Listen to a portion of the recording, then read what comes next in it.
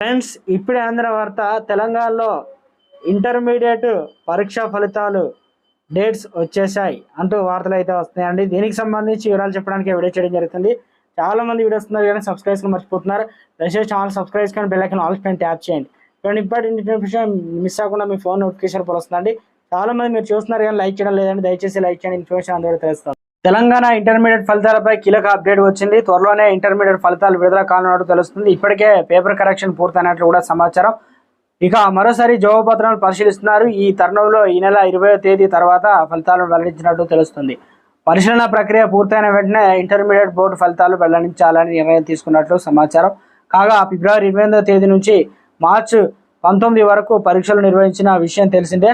ఈ పరీక్షల రాష్ట్ర వ్యాప్తంగా 9 లక్షల మంది హాజరయ్యారు. ఇక మార్చి 10వ తేదీ నుంచి జవాబుపత్రాల మూల్యాంకన ప్రక్రియ ప్రారంభించనున్నారు. ప్రస్తుతం దేశంలో ఎన్నికల హడావిడి నడుస్తుంది. ఈ తరుణంలో దేశవ్యాప్తంగా అన్ని రాష్ట్రాల్లో ఎన్నికల కోడ్ అమల్లోకి వచ్చిన విషయం తెలిసిందే.